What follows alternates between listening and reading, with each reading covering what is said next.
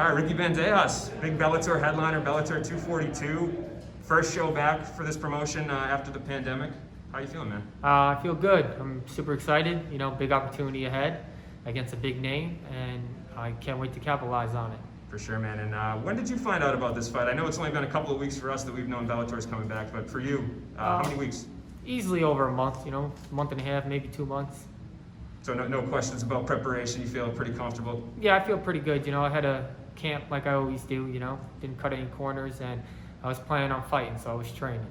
And you kind of lucked out because I think you were on the last card before Bellator went on hiatus, and now you're on the first one back. So do you consider yourself lucky a little bit there? Yes, very, because I know a lot of people who want to be fighting right now, and financially I could imagine. So I'm lucky. Last fight, first fight.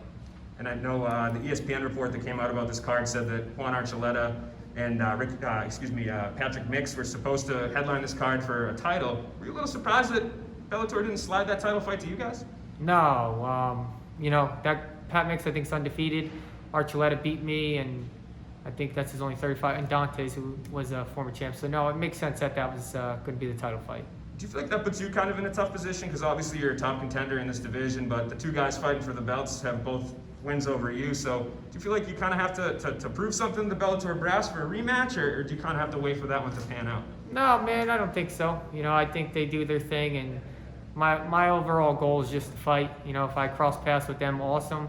If the belt comes along with that, even better.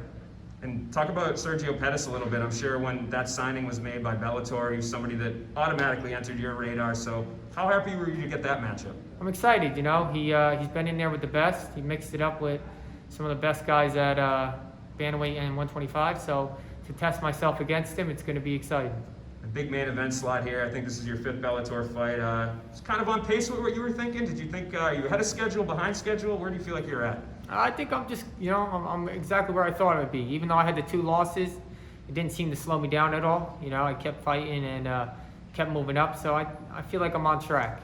I know the last performance that we saw from you, you kind of had some words for some SBG fighters, and you were saying that was something you were looking at for next. And obviously you got Pettis here in front of you now, but does that rivalry kind of push to the side? Did it lose any steam, or do you feel like down the line that's something you still want? I'm sure that could, build right back up. Right now, like I said, just a fight, stay busy, doesn't matter who it is. If it's SBG, the storyline's better, but just stay active.